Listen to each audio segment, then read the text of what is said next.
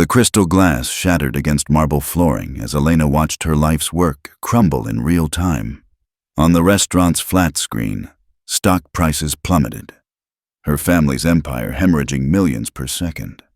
The billionaire who'd mocked her broken English just hours ago now sat frozen, his signature disappearing from the acquisition papers as if by digital magic. "Impossible," he whispered, staring at his phone. "The servers they're locked out. Everything's locked out." Elena set down her notepad, her accent suddenly pristine. "Not impossible, Mr. Harrison, just inevitable." She straightened her waitress uniform one last time. "You see, while you were busy laughing at my grammar, I was busy buying your debt." The man who owned half of Manhattan had just been checkmated by a girl he'd tipped $2. The amber glow of Le Bernardin's crystal chandelier caught the condensation on Elena's water pitcher as she navigated between tables that cost more than most people's monthly rent.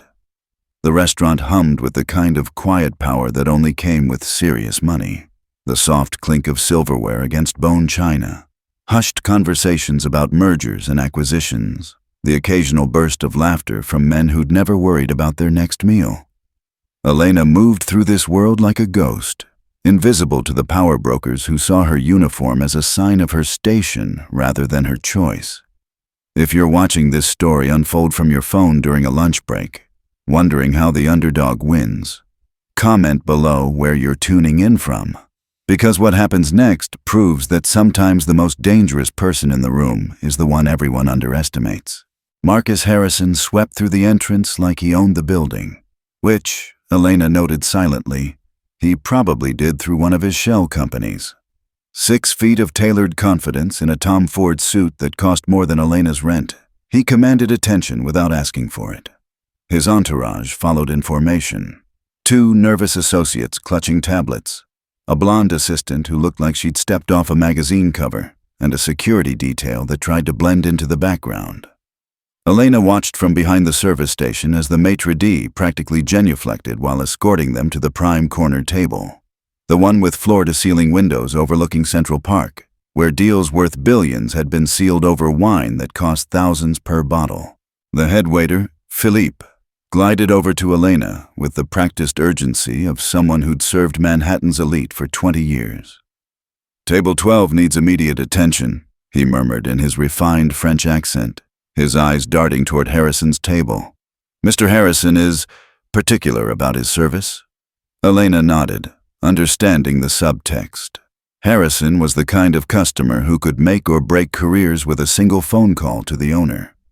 She straightened her black uniform, tucked a strand of dark hair behind her ear, and approached the table with the careful deference that came with years of practice. The closer she got, the more she could feel the weight of their dismissive glances, the way conversations paused as if her presence might contaminate their important discussions. "Good evening, gentlemen. Welcome to Le Bernardin," Elena began, her voice carrying the faint accent she'd learned to weaponize over the years. Not thick enough to be incomprehensible, just obvious enough to mark her as an outsider in their world. "Tonight, we have special menu with seasonal, delicacies from chef's personal selection." She stumbled deliberately over the pronunciation, watching as Harrison's lips twitched with amusement. His associates exchanged glances, the kind of look that said they were already composing the story they'd tell their golf buddies about the waitress who couldn't speak proper English. Elena had perfected this performance over months of observation, learning exactly how to present herself as harmless, overlooked beneath their notice. Harrison leaned back in his chair, a predatory smile spreading across his face like oil on water.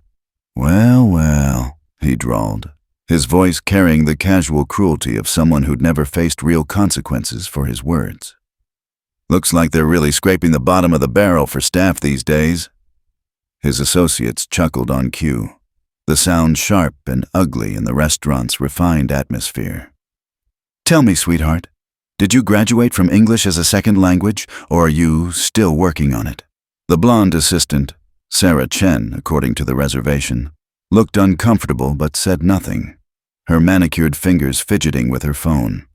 Elena felt the familiar burn of humiliation rise in her throat, the same feeling she'd carried since childhood, but she pushed it down and smiled wider. I am, how you say, still learning, Elena replied, her voice soft and apologetic, playing into their expectations perfectly. But I work very hard to understand what you need tonight. She pulled out her notepad with hands that shook just slightly, not from nerves, but from the effort it took to maintain this charade when every instinct screamed at her to drop the act and show them exactly who they were dealing with. Harrison's eyes gleamed with the kind of satisfaction that came from establishing dominance over someone he perceived as powerless. Maybe start with drinks. We have excellent wine collection from France, Italy. She let her voice trail off uncertainly, as if she was afraid of mispronouncing the names of countries these men probably visited more often than she visited the grocery store. Just bring us the Chateau Margaux 2000, Harrison snapped, not bothering to look at her as he spoke. And try not to spill it. That bottle costs more than you make in 6 months. His associates erupted in laughter at this, the sound echoing off the restaurant's high ceilings like gunshots. Elena noticed how other diners turned to look, some with disapproval at the disruption, others with the amused tolerance of people who recognized Harrison's name from the business pages. She bowed her head slightly, the picture of subservience, but her ears stayed tuned to their conversation as she turned to leave. These men talked like she wasn't there, like her presence was so insignificant that she might as well have been furniture, and that was exactly what she was counting on. As Elena walked toward the wine cellar, fragments of their conversation drifted after her like smoke. Final papers tomorrow morning. That family business won't know what hit them. 7 generations down the drain. She filed away every word, every detail, every casual admission of corporate predation that they shared because they assumed she was too simple to understand the implications. The Hendersons, she realized with a cold start. They were talking about Henderson Family Foods, the 100-year-old company that supplied organic produce to half the East Coast. Her mind raced as she descended the wine cellar stairs, pieces of information clicking together like a puzzle solving itself. Harrison wasn't just buying companies, he was destroying legacies, turning family businesses into tax write-offs and real estate opportunities. The wine cellar's cool air provided a momentary refuge from the heat of her performance upstairs. Elena stood among the $1,000 bottles, their labels reading like a history of European aristocracy, and allowed herself 30 seconds to drop the mask. Her reflection stared back from a chrome ice bucket, not the simple immigrant girl they saw upstairs, but someone else entirely, someone dangerous. She'd spent months perfecting this role, learning to speak with an accent that wasn't quite her own, studying the subtle art of being invisible in plain sight. Every stumbled word, every apologetic smile, every moment of manufactured confusion had been calculated to achieve exactly this moment, when they would speak freely in front of her, believing she was too ignorant to understand the gravity of their plans. Elena selected the Chateau Margaux with steady hands, noting its price tag of $8,000 with the same detachment she'd feel reading a grocery receipt. Money had a different meaning when you'd grown up with nothing, when you'd watched your own family's business destroyed by men exactly like Marcus Harrison. The bottle felt heavier than it should have as she carried it back upstairs, each step a countdown toward something that had been building for 3 years. By the time she reached their table, Harrison and his associates were deep in discussion about acquisition timelines and asset liquidation, their voices low, but not quiet enough. Elena approached with the wine and corkscrew, her movements deliberately clumsy as she fumbled with the foil, buying herself extra seconds to absorb every detail of their plans. When Harrison finally looked up at her, his eyes held the same dismissive cruelty as before, but now she saw something else. The vulnerability of a man who'd made his fortune by underestimating people exactly like her. The subway ride from Midtown to Brooklyn felt like traveling between 2 different worlds. The gleaming towers of Manhattan giving way to the grittier reality of working-class neighborhoods where Elena had built her new life. The number 4 train rattled through the tunnel with mechanical persistence, its fluorescent lights flickering against windows that reflected her tired face back at her.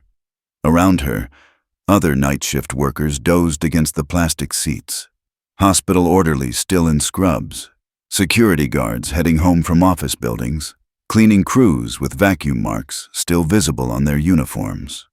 Elena fit seamlessly into this landscape of invisible labor, just another immigrant woman making her way in a city that chewed up dreams and spat out survivors.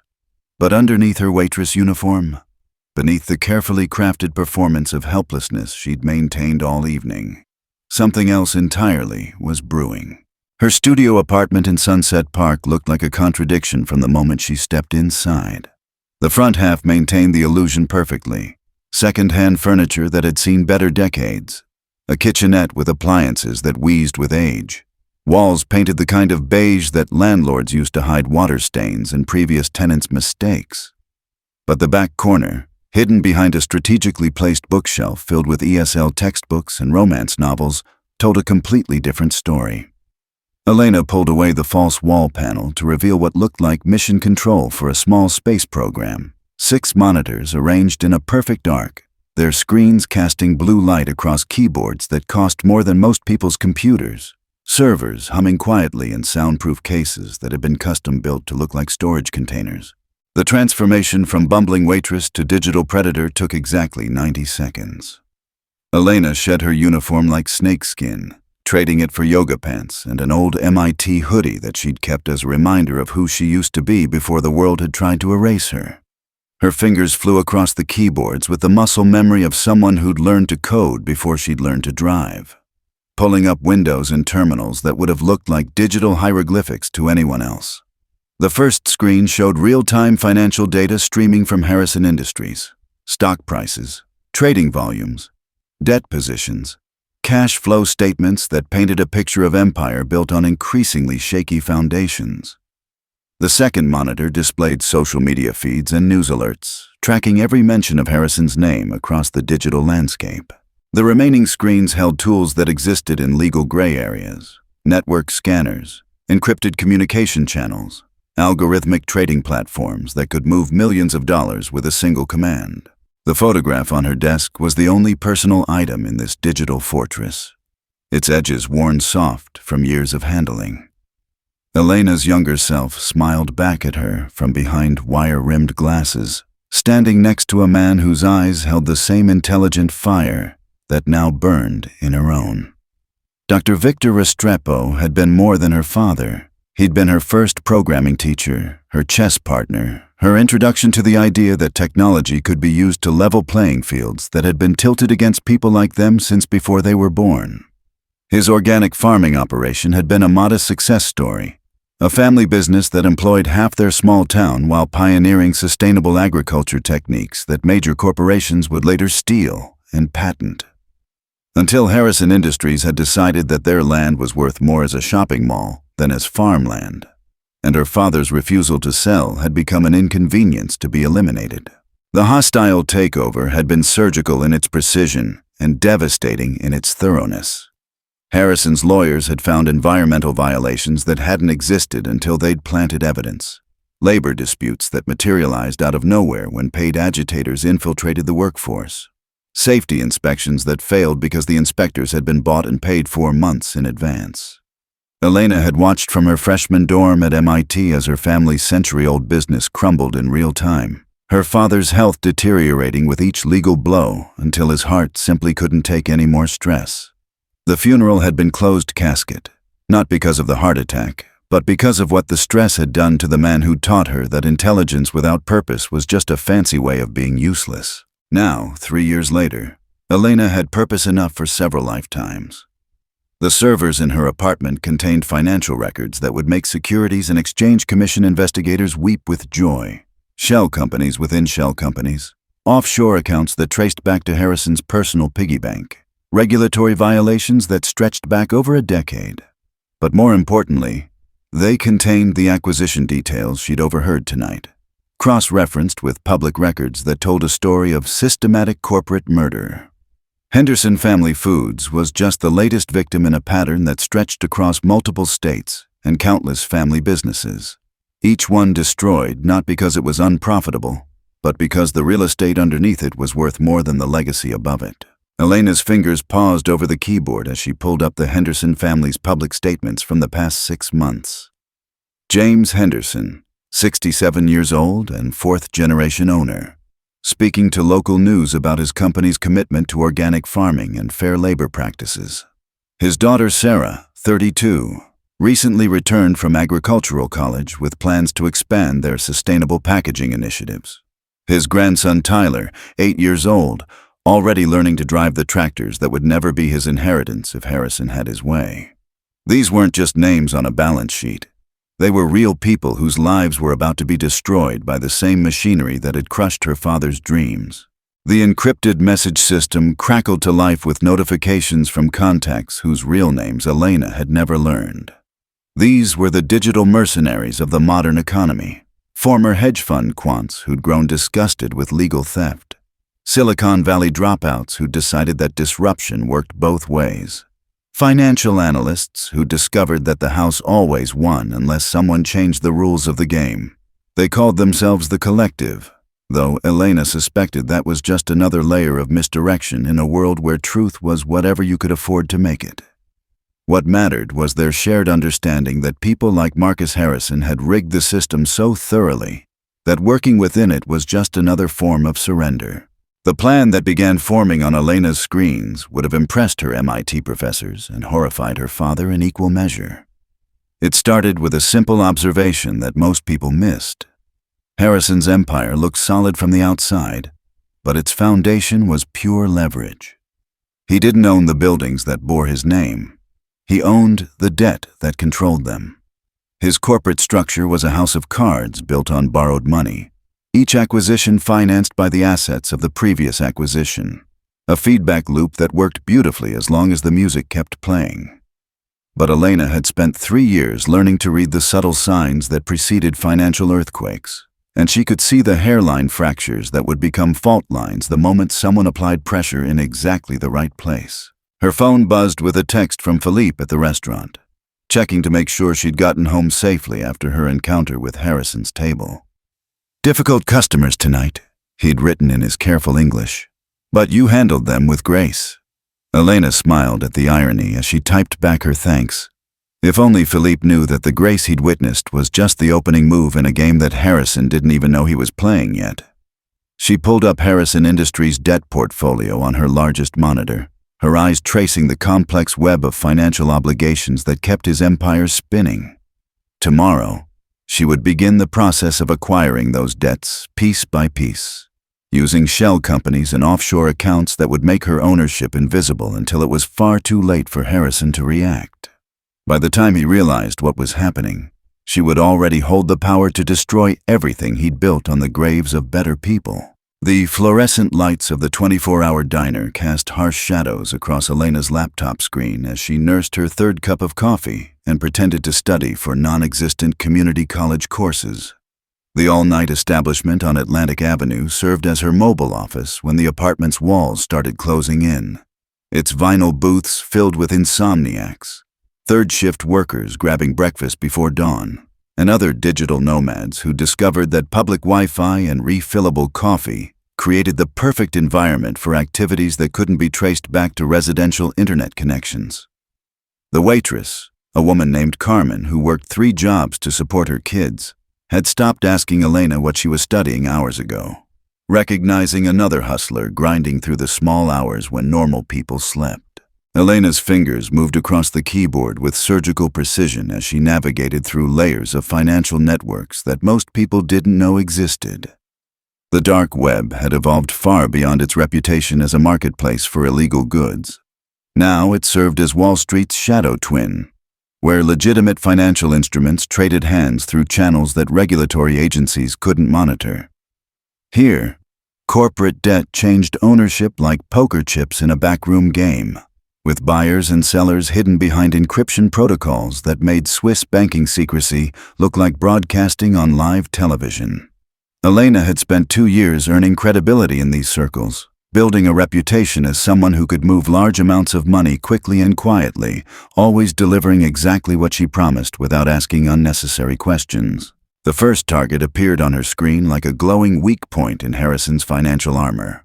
A $200 million commercial mortgage on his flagship Manhattan office building, currently held by a Cayman Islands investment firm that specialized in distressed assets.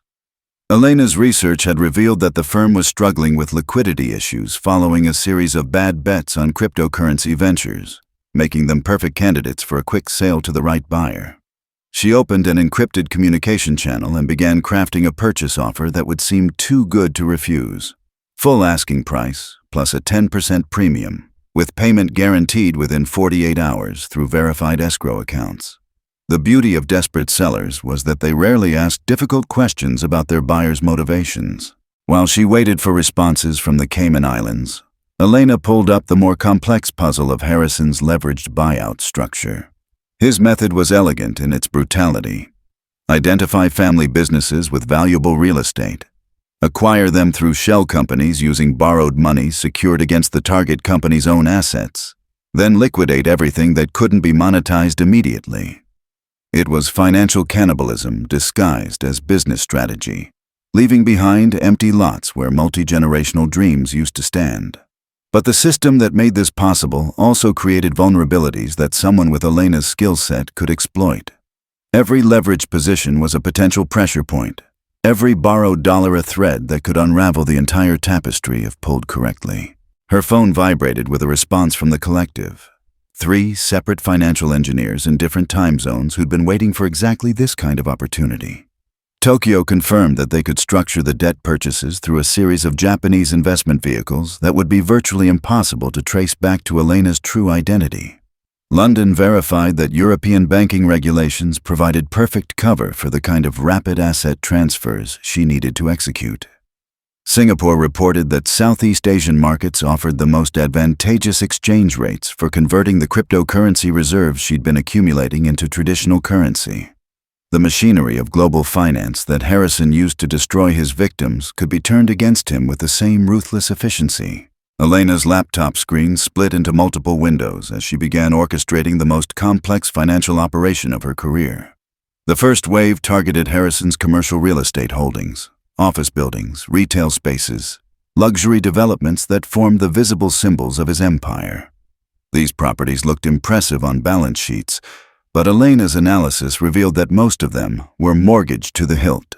Their actual equity buried under layers of debt that Harrison had been shuffling between subsidiaries like a 3-card Monte dealer. By acquiring the underlying mortgages, she would gain the power to foreclose on properties that Harrison thought he owned outright, creating immediate liquidity crises that would force him to sell other assets at fire sale prices. The second wave focused on Harrison's acquisition loans, the borrowed money he used to purchase target companies before dismantling them.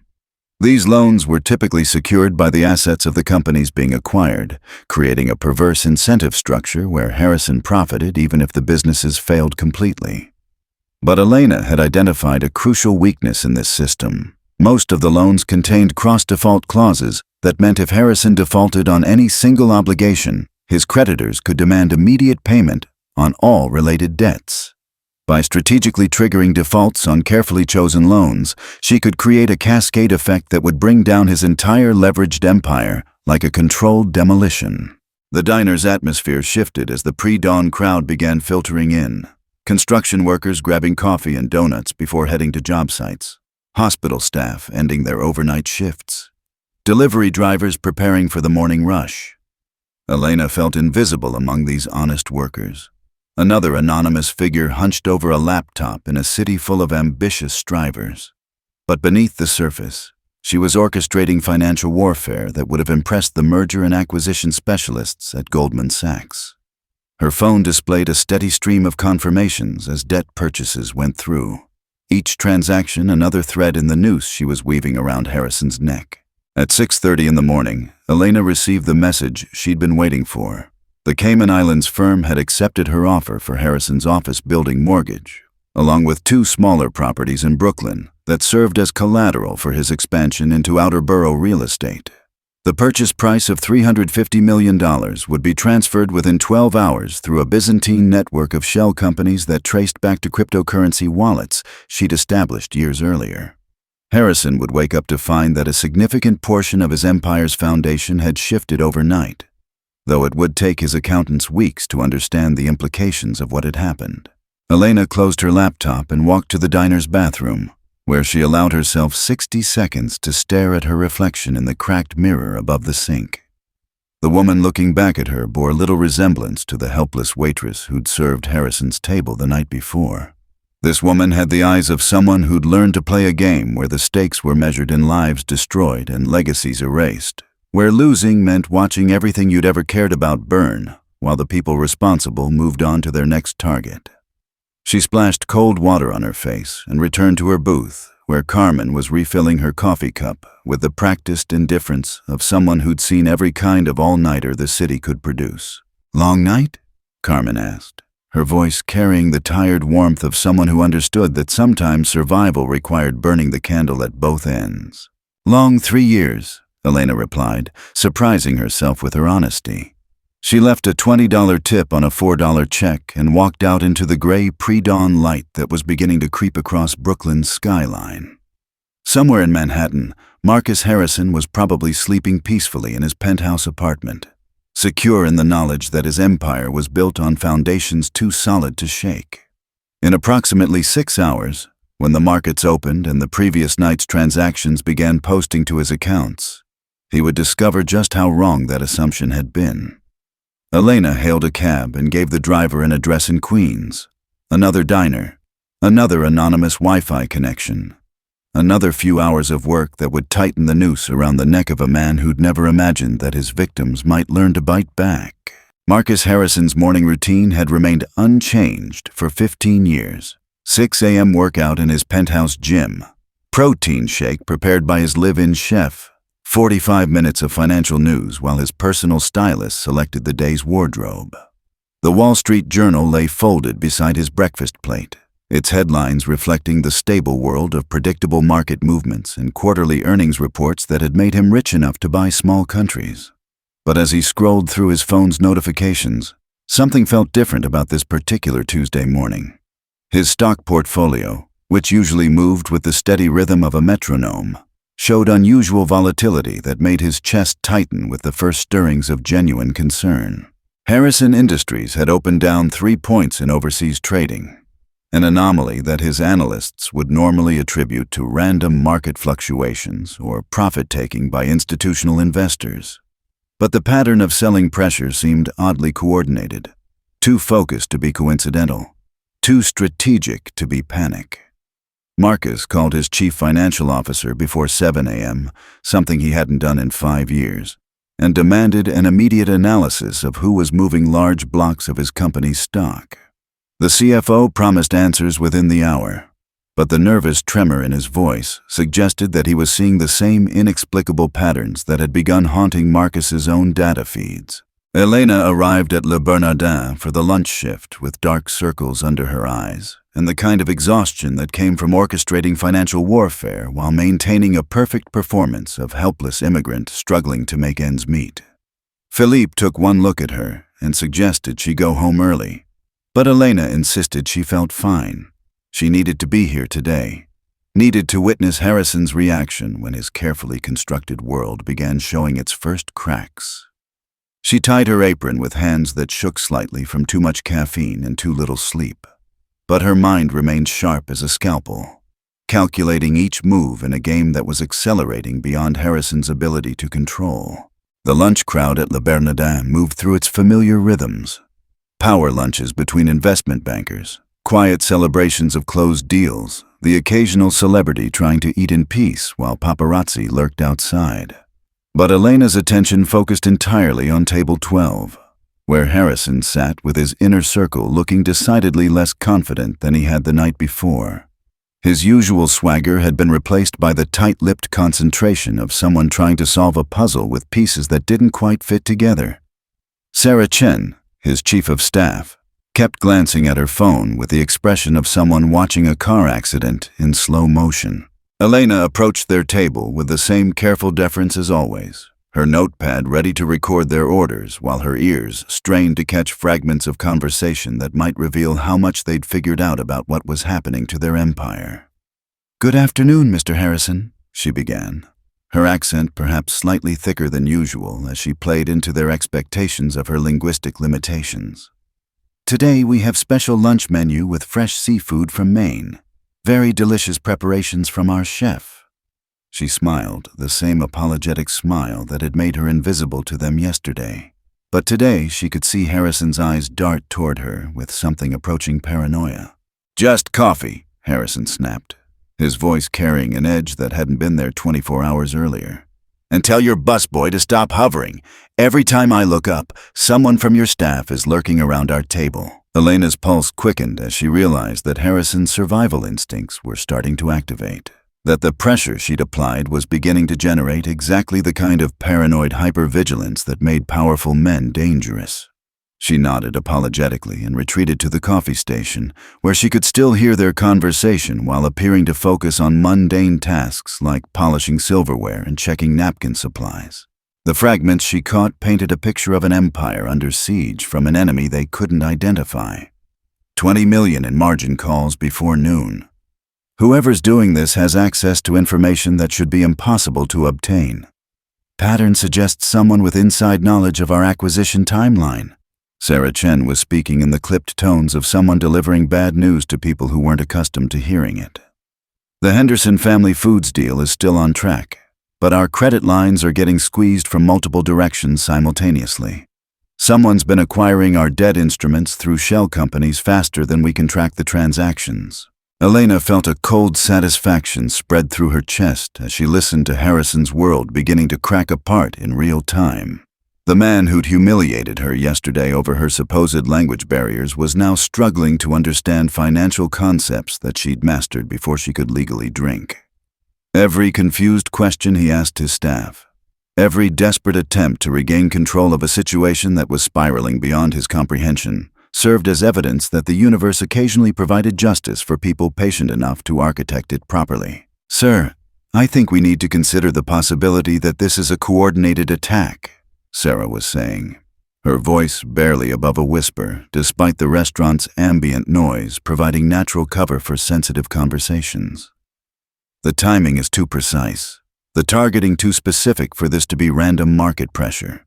Someone wants to prevent the Henderson acquisition, and they have the resources and sophistication to make it extremely expensive for us to proceed." Harrison's face darkened as the implications began sinking in. Not just that someone was challenging him, but that they were doing it with a level of expertise that suggested they understood his methods better than he understood theirs. Elena refilled their coffee cups with hands steady as surgery, her face a mask of polite indifference that concealed the predatory satisfaction burning beneath her professional smile. As she leaned across the table to replace Harrison's cup, she deliberately knocked her notepad to the floor, necessitating a few extra seconds of apparent clumsiness while she retrieved it. Those precious moments allowed her to hear Harrison's response to his staff's growing alarm. "Find out who's behind this, and find out fast. Use whatever resources you need, legal or otherwise. Nobody threatens my business and gets away with it." The threat hung in the air like smoke as Elena straightened up, her notepad retrieved and her expression unchanged despite the adrenaline now coursing through her bloodstream. Harrison's willingness to operate outside legal boundaries wasn't surprising. Men like him hadn't built their empires by following rules that applied to everyone else. But his casual admission of criminal intent, spoken in front of what he assumed was a harmless waitress who barely understood English, would serve as valuable insurance if Elena ever needed to remind him that their conversation had had witnesses he'd never bothered to consider. As Elena walked away from their table, she could feel Harrison's eyes following her with the kind of suspicious intensity that suggested his paranoid instincts were finally starting to activate. But by then it was far too late for him to change the trajectory of what she'd set in motion. The financial markets were already responding to the pressure she'd applied overnight, with Harrison Industries' stock price continuing its slow but steady decline throughout the afternoon trading session. Every percentage point it dropped represented millions of dollars in paper losses, but more importantly, it represented the psychological warfare that would eventually break Harrison's confidence in his own invincibility. Elena spent the rest of her shift moving through the restaurant like a ghost, serving other customers while keeping one eye on Harrison's table and one ear tuned to the increasingly desperate conversations taking place there. By the time they left at 3:30, Harrison looked like a man who'd aged 5 years in 5 hours, his usual swagger replaced by the hunched shoulders of someone beginning to understand that the game he'd always won might finally have found a player capable of beating him at it. As Elena watched him disappear into his waiting limousine, she allowed herself a small smile and began planning the next phase of his very public education in the consequences of underestimating people he dismissed as beneath his notice. The private investigation firm of Kessler and Associates occupied 3 floors of a glass tower in Midtown Manhattan, its offices filled with former FBI agents, retired CIA operatives, and corporate security specialists who specialized in the kind of problems that couldn't be solved through traditional legal channels. Harrison had called them at 4 a.m., demanding an emergency meeting that brought together their best forensic accountants and digital investigation experts. The conference room overlooked Central Park, its floor-to-ceiling windows providing a view of the city that Harrison had always seen as his personal kingdom but now felt like enemy territory filled with invisible threats. "Whoever's targeting you has been planning this for months, possibly years," said Jennifer Kessler, the firm's founding partner and a woman whose reputation for uncovering hidden information had made her wealthy enough to charge billionaires premium rates for her discretion. Her presentation displayed a web of financial transactions that looked like a spider's nest, each thread representing a debt purchase or stock trade that seemed random individually but formed a clear pattern when viewed collectively. The sophistication level suggests someone with advanced financial training, possibly Ivy League MBA, with specialized knowledge of leveraged buyout structures. Harrison's hands gripped his coffee cup hard enough to crack the porcelain as he studied the evidence of his own vulnerability laid out in charts and graphs that made his empire look like a house of cards in a hurricane. The person attacking him wasn't some activist investor or regulatory agency. This was personal, surgical, designed specifically to exploit weaknesses in his business model that most people wouldn't even recognize as weaknesses. "How close are they to causing real damage?" he asked, his voice steady despite the fear clawing at his chest like a living thing. "They already have," Kessler replied with the clinical detachment of someone who delivered bad news for a living. "Your credit rating dropped 2 points this morning based on the debt restructuring they've forced through shell company acquisitions. 3 of your major lenders have triggered review clauses that could result in margin calls totaling over $500 million if your stock price doesn't stabilize within 72 hours. But the real problem isn't financial. It's that they're operating through channels that suggest they understand your business better than your own staff does." Elena learned about Harrison's investigation through encrypted communications from the collective, who had been monitoring corporate security firms for exactly this kind of escalation. The news that Harrison was mobilizing professional investigators didn't surprise her. Desperate men with unlimited resources always resorted to surveillance when their other advantages failed them. What concerned her was the timeline. If Kessler and Associates were as good as their reputation suggested, Elena would have perhaps 48 hours before her carefully constructed identity began showing cracks that could lead them back to her real activities. The evening shift at Les Bernardins required even more careful performance than usual, with Elena hyper-aware that Harrison's people might already be conducting surveillance on anyone who'd had contact with him over the past week. She moved through the restaurant with practiced invisibility, but now every customer could potentially be an undercover investigator. Every casual conversation a trap designed to reveal information she couldn't afford to share. The irony wasn't lost on her. The same paranoia that was consuming Harrison was now beginning to affect her own ability to operate freely in the world she'd chosen as her battlefield. Philippe noticed her increased tension during the pre-service briefing, pulling her aside to ask if she was feeling all right.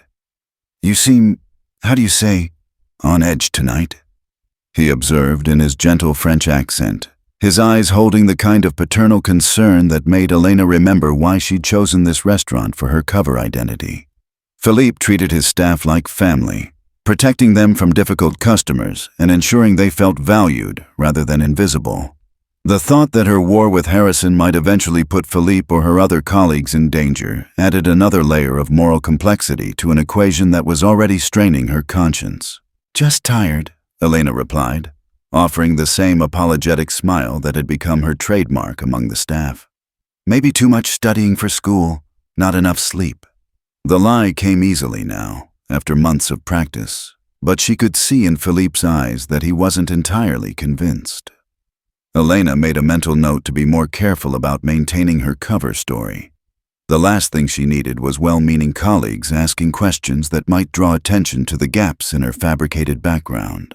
The restaurant's evening rhythm provided perfect cover for the next phase of Elena's operation, which involved making contact with other victims of Harrison's predatory business practices.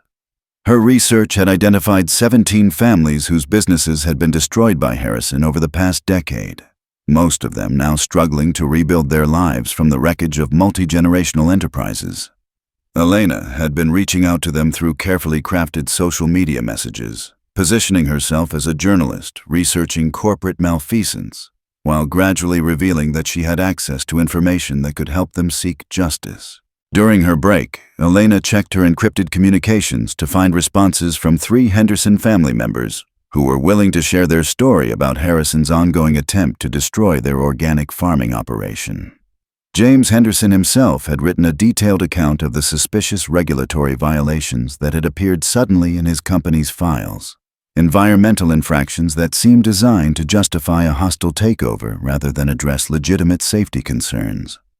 His daughter Sarah had provided financial documents showing how their credit lines had been mysteriously canceled just as they were trying to expand their sustainable packaging operations.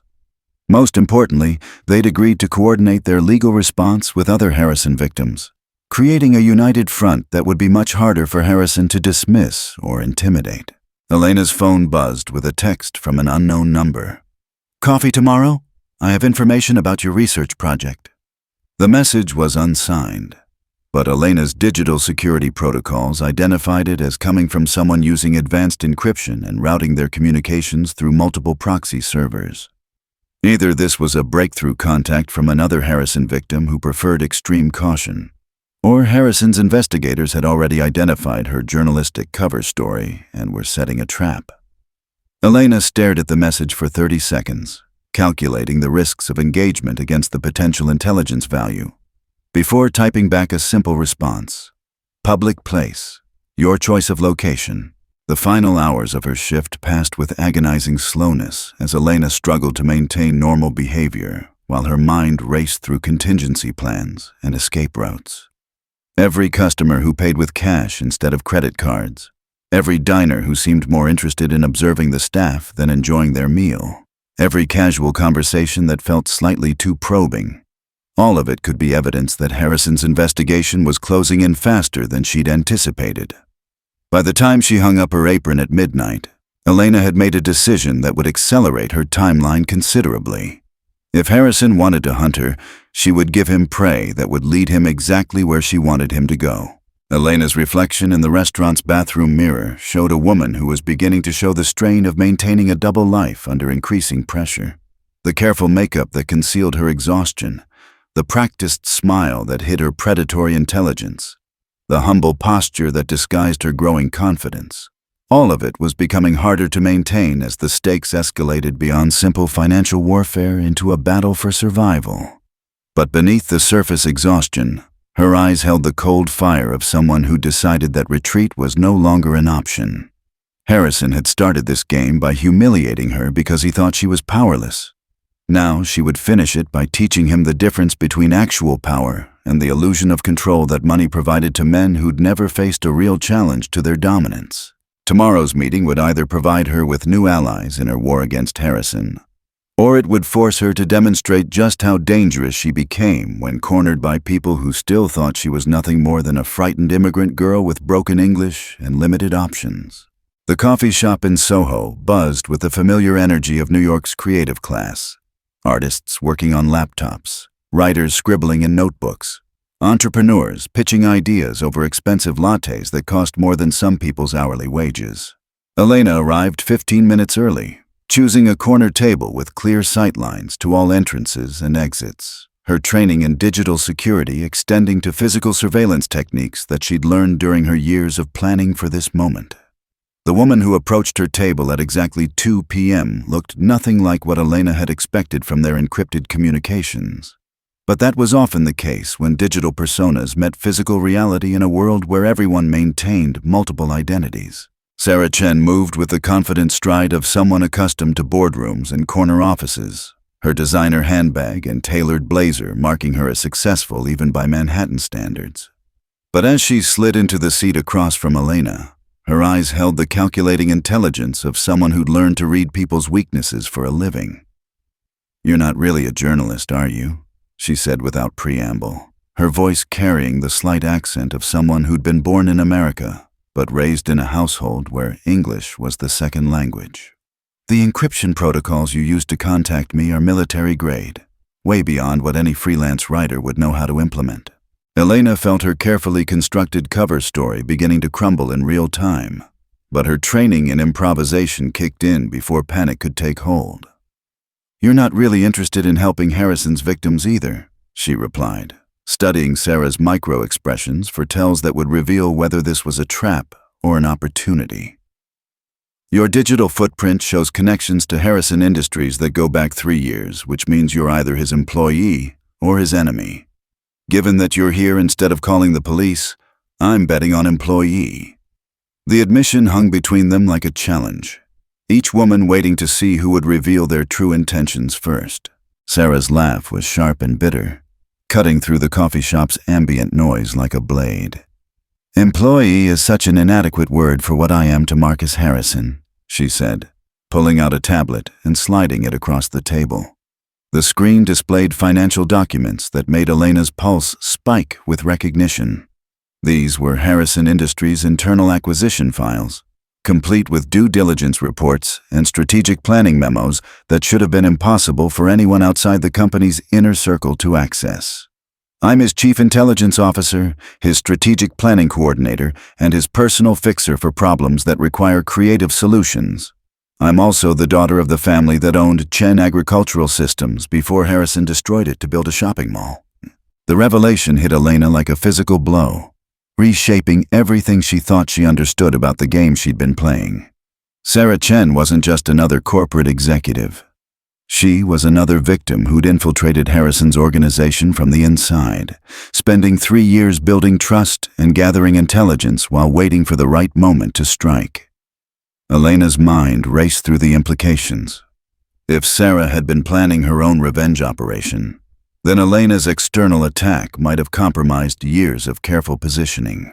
Or worse, Sarah might be testing Elena's capabilities on Harrison's behalf, using her family's tragedy as bait to draw out whoever had been targeting Harrison's financial empire. "Show me your hands," Elena said quietly, her voice carrying the kind of authority that made Sarah comply without thinking. Elena studied the other woman's palms, looking for the subtle calluses that came from years of farm work, the kind of permanent marks that separated people who'd grown up with physical labor from those who'd only known office environments. Sarah's hands told the story of someone who'd worked outdoors during her youth before transitioning to corporate manicures and expensive moisturizers, confirming at least part of her claimed background. "How did you get close enough to Harrison to access those files?" Sarah's expression shifted from cautious cooperation to something approaching respect as she realized that Elena was conducting the same kind of verification process that had kept them both alive in a world where trust could be fatal. "I applied for a junior analyst position 6 months after my father's funeral, using my mother's maiden name and a completely fabricated educational background. Harrison never bothered to verify references for entry-level positions. His arrogance made him careless about security screening." She reclaimed her tablet and pulled up another document, this one showing a complex organizational chart with color-coded threat assessments for various family businesses across 3 states. "I've been feeding him intelligence reports that make his targets look more vulnerable than they actually are, setting him up for expensive failures while documenting his criminal activities." Elena leaned back in her chair, reassessing Sarah's presence here, from tactical liability to potential strategic asset.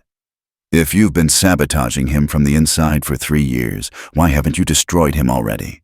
You've had access to everything: financial records, communication logs, evidence of regulatory corruption that could put him in federal prison for decades." The question carried an implicit challenge.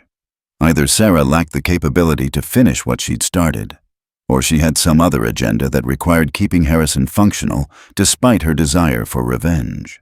Because destroying him wasn't enough. Sarah replied, her voice dropping to the intense whisper of someone sharing their deepest motivations. Harrison has destroyed hundreds of family businesses over the past 2 decades, but the system that enables him remains intact. Taking him down individually would just create a vacancy for the next predator to fill. She pulled out a second tablet, this one displaying what looked like a social network analysis with connections spanning from corporate boardrooms to regulatory agencies to offshore financial centers. I've been mapping the entire ecosystem of corporate predation, identifying the politicians who enable it, the regulators who ignore it, the financial institutions that profit from it. Harrison is just the most visible target in a much larger web of systematic corruption. Elena studied the network diagram with the fascination of someone who'd been fighting individual battles without understanding the broader war. Sarah had spent years building a comprehensive understanding of how corporate cannibalism functioned at scale, identifying pressure points that could potentially shut down the entire system rather than just eliminating one player. It was exactly the kind of long-term strategic thinking that Elena's own revenge operation had lacked, focused as it was on personal satisfaction rather than systemic change. But it also represented a level of complexity that could take decades to implement successfully, while families like the Hendersons were being destroyed in real time. "What do you need from me?" Elena asked, recognizing that her external financial pressure campaign could serve as the catalyst for Sarah's more comprehensive strategy. "My approach has been surgical. Target Harrison's specific vulnerabilities until his empire collapses under its own weight. But if you've been building something bigger, maybe we can coordinate our efforts instead of accidentally sabotaging each other." Sarah smiled for the first time since sitting down, an expression that transformed her face from corporate mask to genuine human connection. "I need someone who can operate outside Harrison's sphere of influence, someone whose capabilities he doesn't know about until it's too late to counter them." She slid a memory card across the table, its surface unmarked but containing what Elena recognized as several gigabytes of encrypted data. Those files contain everything: financial records, communication logs, regulatory violations, evidence of criminal conspiracy that spans multiple states and involves dozens of political figures. But accessing them requires triggering a dead man's switch that will simultaneously destroy Harrison's empire and expose the entire network of corruption that supports him. Elena palmed the memory card with movements so smooth that even someone watching closely might have missed the exchange. "And the catch is that once we trigger it, there's no going back. Everyone in that network becomes our enemy simultaneously, which means we need to be positioned somewhere they can't reach us when the explosion happens." She could already see the outlines of what Sarah was proposing, not just revenge against Harrison individually, but a coordinated attack on the entire system of legalized corporate predation. It was ambitious to the point of being reckless, but it also offered something that Elena's personal vendetta couldn't provide: the possibility of preventing other families from suffering the same fate that had destroyed her father. "There's one more thing," Sarah said, her expression growing serious as she prepared to deliver information that would change the trajectory of everything Elena thought she understood about her situation. "Harrison knows someone's been attacking his financial position, and he's hired Kessler and Associates to identify the threat. But what he doesn't know is that I've been feeding them false information about the investigation's progress, keeping them focused on external threats while protecting anyone who might be operating from inside his organization." She paused, letting the implications sink in before delivering the final piece of intelligence that would reshape Elena's entire strategic calculation. "Which means you're not just fighting Harrison anymore. You're fighting the entire system that created him, and you've got approximately 72 hours before my ability to misdirect the investigation collapses completely." Harrison's corner office on the 42nd floor of his Manhattan headquarters had always been his temple, a monument to power decorated with awards from business magazines and photographs of handshakes with presidents and prime ministers. But as he stared at the financial reports covering his mahogany desk, the space felt more like a mausoleum for an empire that was dying in real time. The numbers told a story of systematic destruction that seemed impossible even as he watched it unfold. Stock price down 37% in 48 hours, credit lines frozen by nervous lenders, acquisition deals falling apart as target companies discovered they had other options besides surrender to his predatory terms. The emergency board meeting had been called for 9 a.m., but Harrison's directors were already demanding his head before the coffee finished brewing. These weren't investors. They were sharks who'd stayed loyal only as long as Harrison's aggression generated profits for their portfolios. Now that his blood was in the water, they circled with the same ruthless calculation that had made them rich in the first place. "The Cayman mortgages are calling their notes," announced Victoria Sterling, the private equity queen whose support had been crucial to Harrison's expansion over the past decade. $200 million due in 72 hours, or they trigger foreclosure proceedings on the Manhattan properties. Harrison's throat constricted as the magnitude of his situation became clear. The buildings that formed the visible symbols of his empire, the offices with his name in gold letters, the luxury developments that had made him a household name, all of it was built on debt that someone had quietly acquired and was now weaponizing against him. "Who's buying the paper?" he demanded, his voice steady despite the panic clawing at his chest. "Someone's coordinating this, and I want names, addresses, financial records. Nobody moves this kind of money without leaving traces." Sarah Chen sat at the far end of the conference table, her expression carefully neutral as she delivered the intelligence report that would seal Harrison's fate. "Our investigators have identified the shell companies, but they trace back to cryptocurrency wallets that were established years ago through exchanges in jurisdictions that don't cooperate with American law enforcement." She slid a folder across the polished table, its contents representing weeks of misdirection disguised as thorough research. "Whoever's doing this has been planning for a very long time, and they understand our vulnerabilities better than we understand them ourselves." Elena received confirmation of the emergency board meeting through encrypted channels that Sarah had established weeks earlier, their communication network now serving as mission control for the final phase of Harrison's destruction. From her studio apartment in Brooklyn, Elena watched Harrison Industries' stock price continue its death spiral on her monitors, each percentage point representing millions in losses, but also psychological pressure that was breaking Harrison's confidence in his own invincibility. The beautiful irony wasn't lost on her. The man who'd humiliated her for her supposed inability to understand English was now struggling to comprehend financial concepts that she'd mastered in graduate school. The market's opening bell at 9:30 a.m. triggered the cascade that Elena had spent months arranging with surgical precision. Credit default swaps that Harrison's company had issued as insurance against their own debt began triggering margin calls as nervous counterparties demanded additional collateral for positions that were suddenly underwater.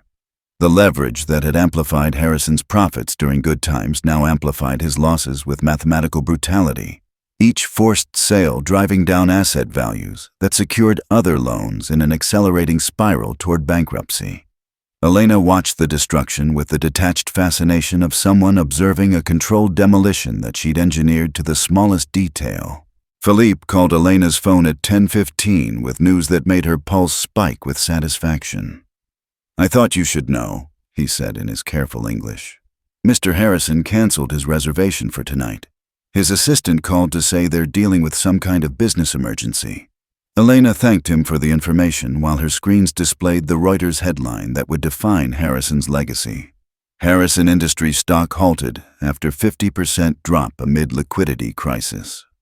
The man who'd mocked her broken English just days earlier was now watching his empire crumble because he'd underestimated the intelligence of someone he'd dismissed as powerless. Elena's phone buzzed with a priority message from Sarah. "He's requesting an emergency meeting with you, tonight. Says he wants to negotiate directly with whoever's been attacking him."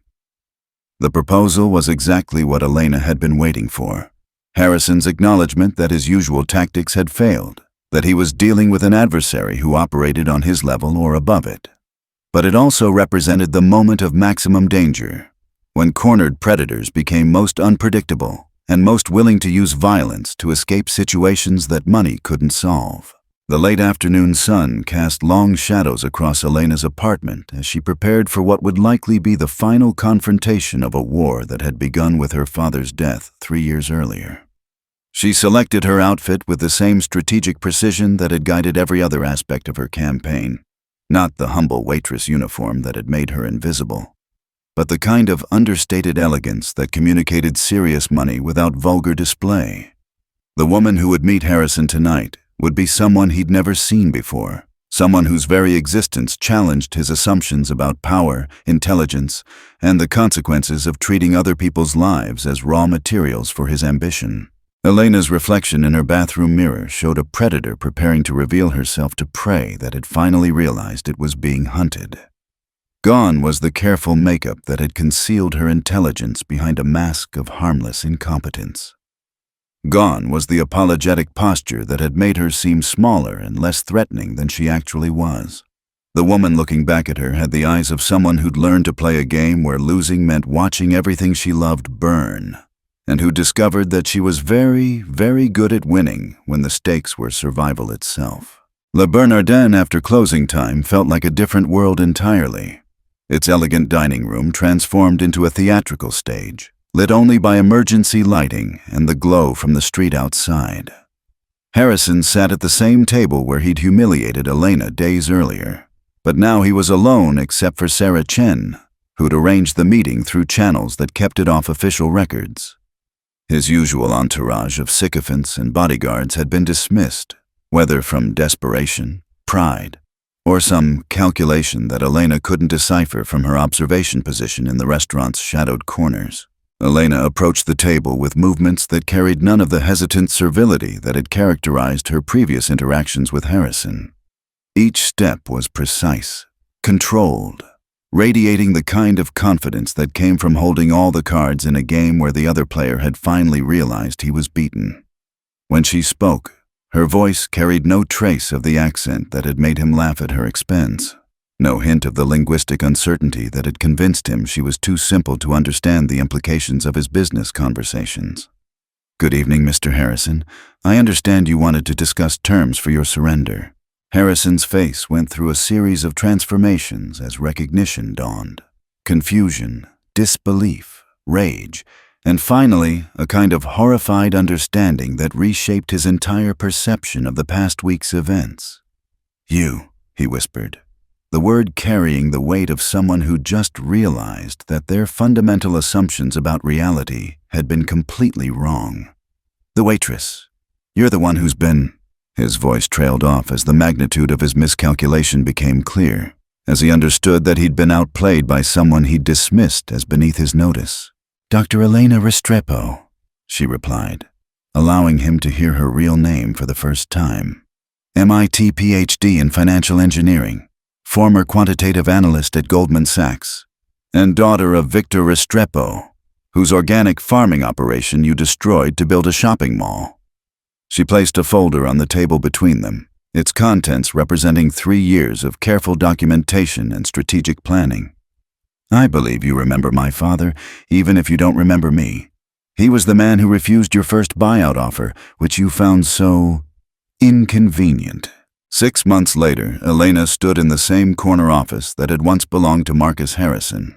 But the space had been transformed from a monument to predatory capitalism into something that reflected her own vision of what business could accomplish when guided by conscience rather than pure greed. The awards and photographs of political handshakes had been replaced by framed letters from families whose businesses she'd helped save. Pictures of community gardens that had been established on land reclaimed from failed development projects. Certificates from environmental organizations recognizing her company's commitment to sustainable practices that prioritized long-term community benefit over short-term profit maximization. The Harrison Industries logo had disappeared entirely, replaced by Restrepo Restoration Group, a company that specialized in identifying distressed family businesses and providing them with the financial resources and strategic guidance needed to survive in an economy designed to favor corporate consolidation over innovation and community investment. Elena's first acquisition had been Henderson Family Foods, whose owners had been so grateful for salvation from Harrison's predatory buyout attempt that they'd agreed to serve as the flagship example of what ethical business partnership could accomplish when implemented by people who understood the difference between wealth creation and wealth extraction. Elena's morning routine now included reviewing applications from families whose businesses were under threat from the kind of corporate cannibalism that had once destroyed her father's legacy. Each case file represented real people whose livelihoods hung in the balance, whose multi-generational enterprises faced extinction because they lacked the political connections and financial resources to compete against predators who viewed their assets as nothing more than raw materials for profit optimization. The irony wasn't lost on her that she was now using Harrison's own methods: leveraged buyouts, debt restructuring, strategic acquisitions, but deploying them in service of preservation rather than destruction. The transformation of Harrison himself had been perhaps the most satisfying aspect of Elena's victory, not because she took pleasure in his suffering, but because justice had finally arrived for someone who'd spent decades believing himself immune to consequences. The criminal investigations triggered by Sarah's leaked documents had resulted in federal charges that would keep Harrison occupied with legal bills and congressional testimony for the foreseeable future. His personal assets had been seized to pay restitution to his victims, leaving him with just enough money to maintain a middle-class lifestyle, while he learned what it felt like to live without the safety net of unlimited resources. Elena's assistant knocked on her office door at precisely 9 a.m., a courtesy that she insisted upon despite the relaxed corporate culture she'd established throughout the company. Maria Santos had been Harrison's personal secretary for 8 years, watching from the sidelines as he destroyed family after family with casual indifference to their suffering. Now she served as Elena's chief of staff, her institutional knowledge of corporate predation proving invaluable in identifying and countering threats to the businesses under Restrepo Restoration's protection. "The Henderson expansion is ahead of schedule," Maria reported, her voice carrying the satisfaction of someone finally working for an organization whose success didn't require other people's destruction. "They'll be able to supply organic produce to an additional 200 grocery stores across the Northeast by next quarter." The afternoon brought Elena back to Le Bernardin for a working lunch with investors who were interested in funding her expansion into the West Coast market, where tech billionaires had been using their digital fortunes to acquire and demolish the kind of family farms that formed the backbone of sustainable agriculture. Philippe greeted her at the door with the warm smile of someone who'd watched her transformation from mysterious waitress to successful entrepreneur, though he still didn't fully understand the connection between her previous role serving tables and her current position running one of the most innovative companies in New York's financial district. "The usual table?" Philippe asked, gesturing toward the corner booth where Harrison had once held court while planning his next corporate conquest. Elena nodded, noting the poetic justice of using the same space where she'd been humiliated to conduct business that actively prevented other families from suffering similar fates. The servers who'd once watched Harrison mock her broken English now brought her coffee and quarterly reports with the respectful deference due to someone who'd proven that intelligence and determination could overcome even the most entrenched systems of oppression. Elena's phone displayed a message from Sarah Chen, who was now serving as a federal witness in multiple investigations while simultaneously running her own consulting firm that specialized in helping regulatory agencies understand the sophisticated methods that corporate predators used to circumvent oversight. "Harrison's deposition is tomorrow," the message read. "Thought you might want to know he's finally admitting what he did to your father. Not because he feels guilty, but because his lawyers think cooperation might reduce his prison sentence." Elena deleted the message without responding, having long ago moved beyond the need for Harrison's acknowledgement of his crimes toward the more productive work of preventing similar crimes from occurring in the future.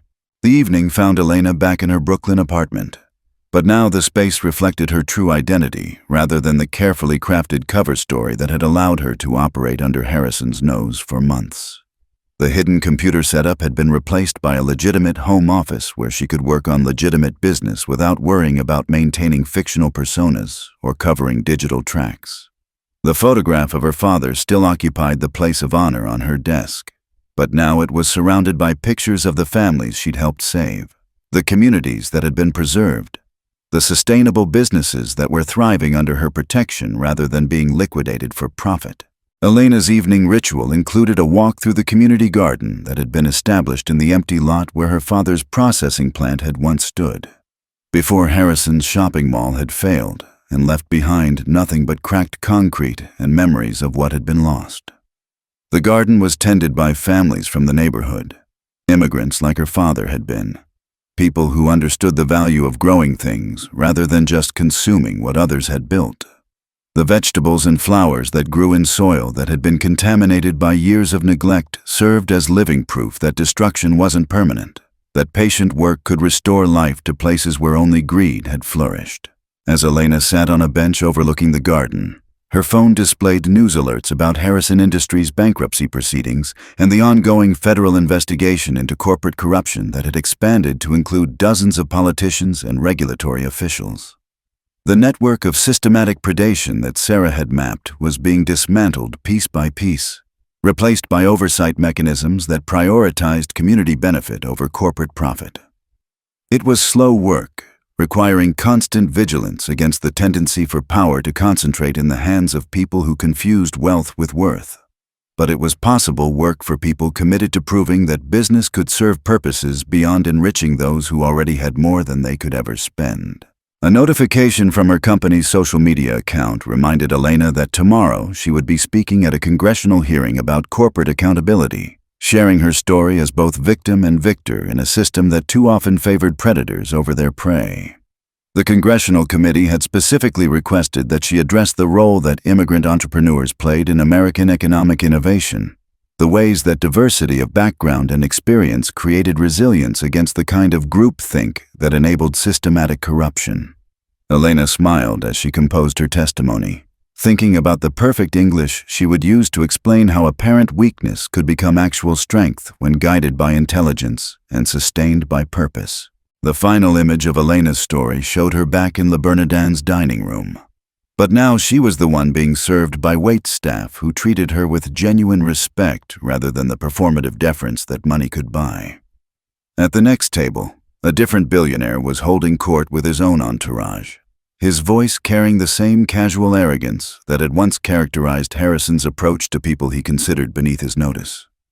Elena caught his eye across the restaurant and smiled the patient smile of someone who'd learned that true power came not from the ability to destroy others, but from the wisdom to build something better in the ruins of what had been torn down. As she turned her attention back to her meal and her companions, Elena reflected that revenge, properly executed, wasn't about evening scores. It was about changing the rules of the game so thoroughly that the scores became irrelevant.